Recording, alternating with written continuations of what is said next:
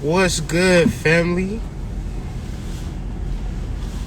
All of the spiritual people in the building. I'm about to do some stuff today. I got a lot of stuff to do, so I'm not even going to be able to be in the office.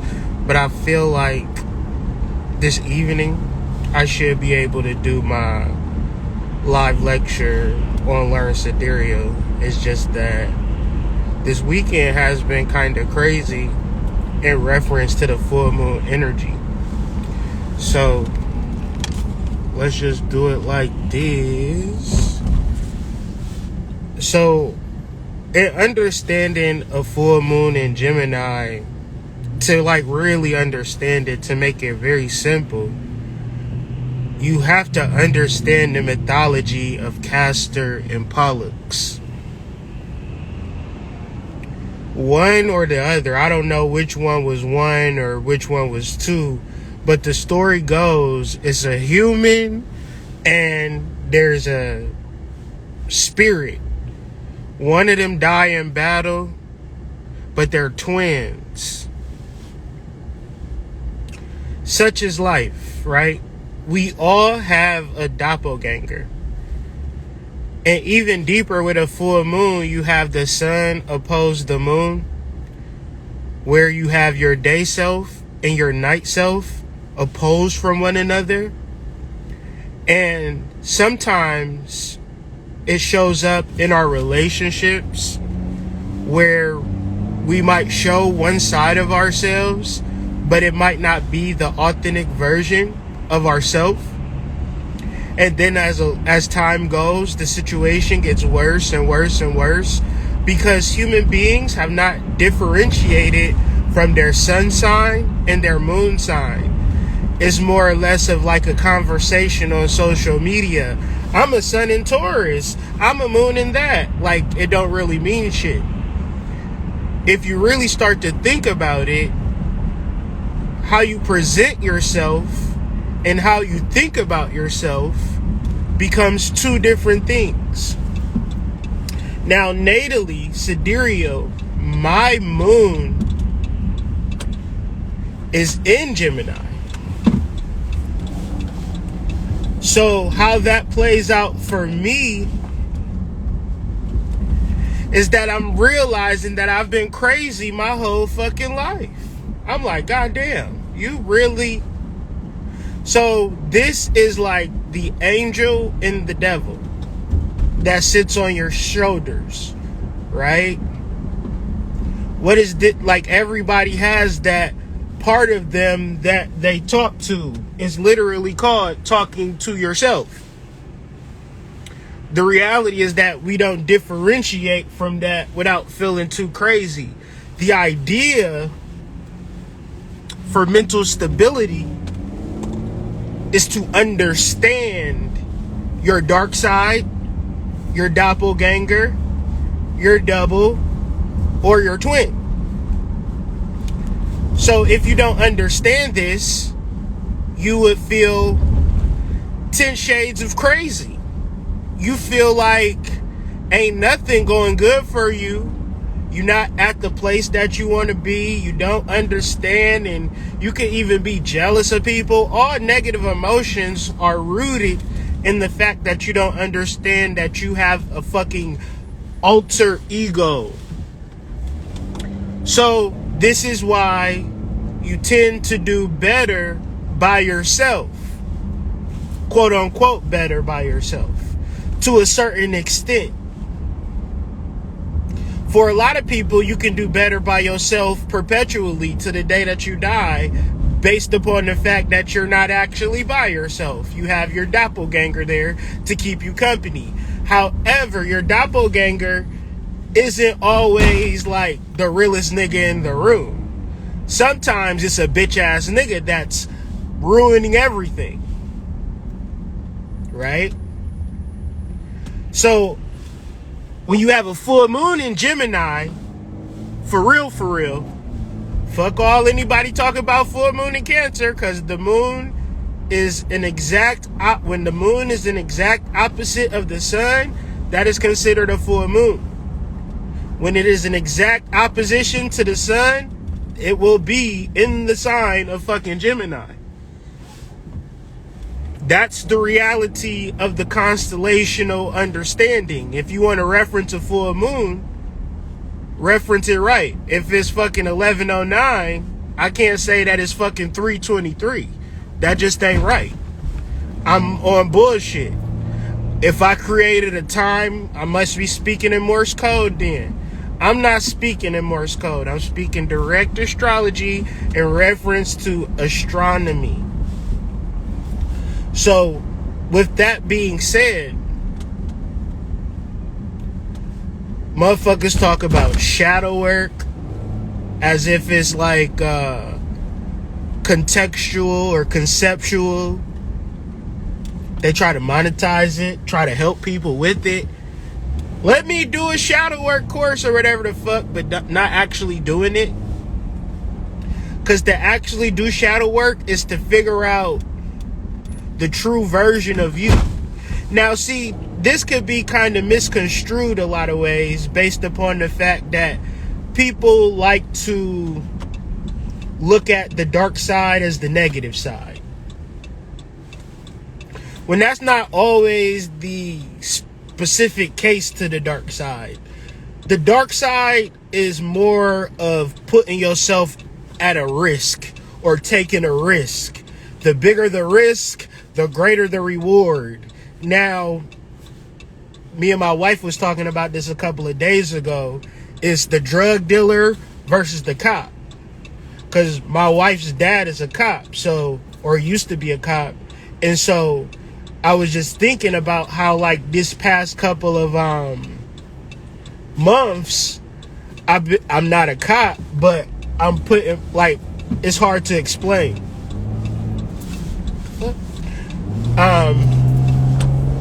Anyways, as a man, if you are fucking chopping logs down, delivering newspapers, working at a strip club, whatever you doing is somewhat risky.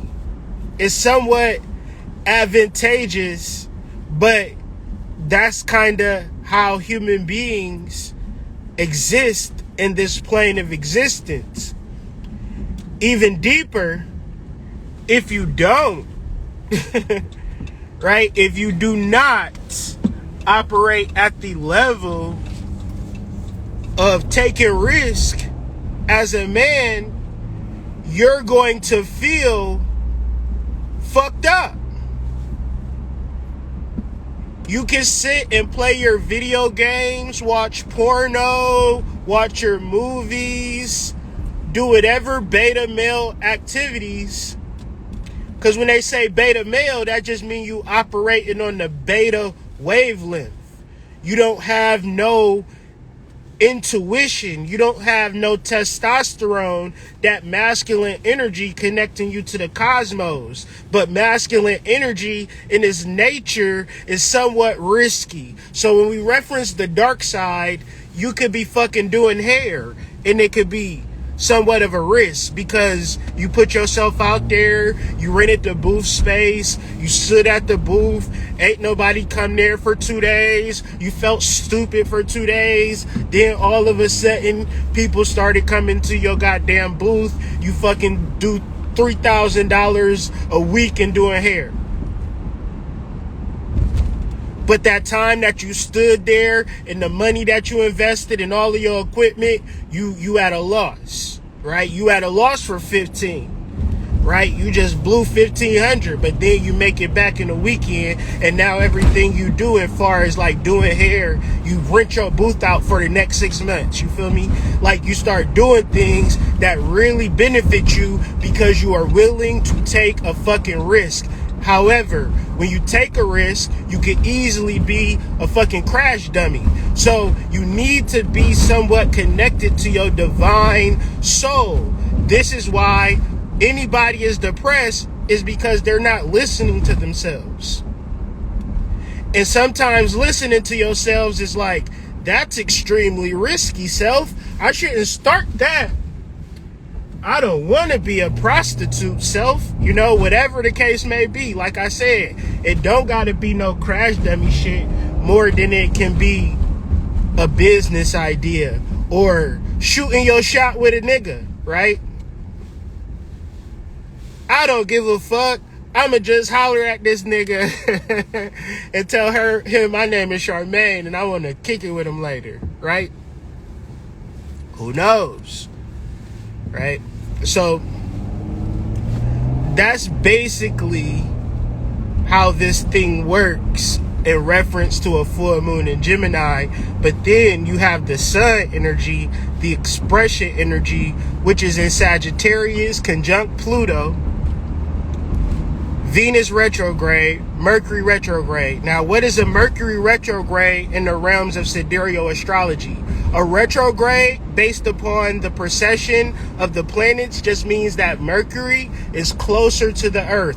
Venus is closer to the Earth. The same way as I'm driving right now. If a car passes me, it looks like I'm moving behind that car. I'm not moving behind it. It's just closer to me. Thus, as it approaches me, it gets closer to me and speeds ahead of me. It is almost as if I'm going backwards. But see, the Earth is always moving forward, right? If the Earth is always moving forward, then the planets that get close to the Earth is just because the Earth might be at a different axis along the elliptical, and it just seems as though that these planets are going backwards when in fact these planets are just closer. So the Earth has a retrograde, then it has a counter retrograde where the Earth takes over the speed and these planets come back into alignment. So with Mercury and Venus and all of this energy in sidereal Sagittarius, i.e. Capricorn, kind of both. It's kind of a real mixed bag.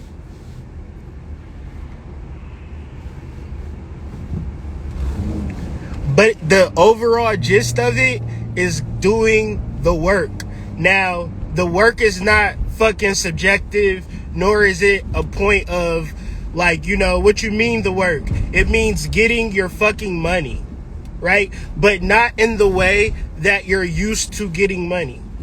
Not in the way that you're used to getting money. No fly-by-night schemes, no bullshit. If you gotta get a fucking job, get a fucking job. If you gotta fucking sell your ass, sell your ass. If you gotta sell newspapers, sell your newspapers. So you can kind of see how the risk and reward tends to play out in relation to following your soul. If you have no connection to your soul, this is the absolute work.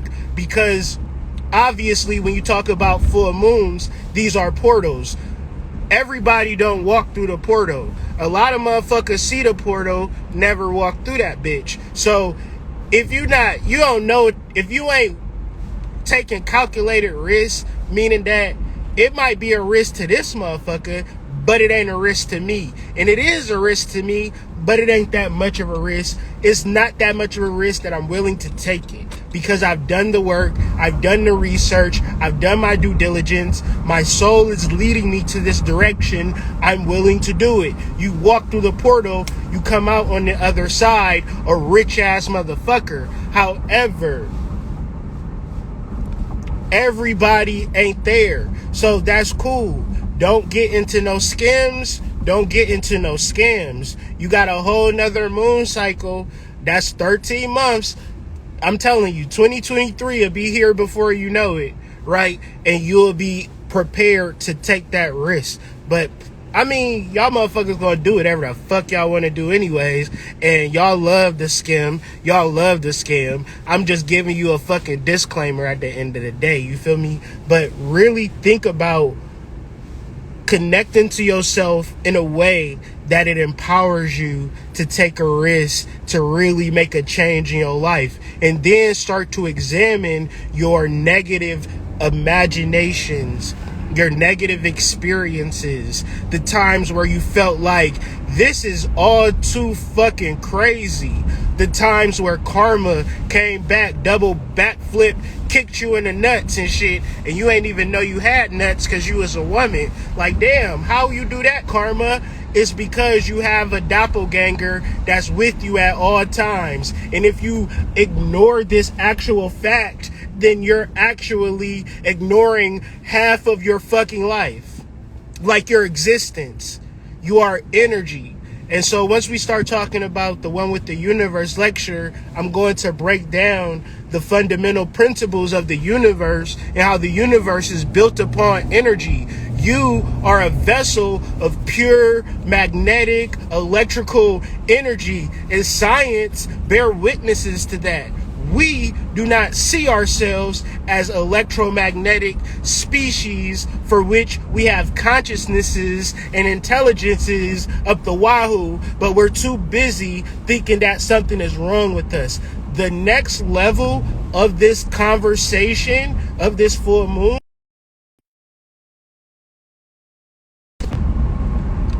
let me know if y'all can hear me. I don't know.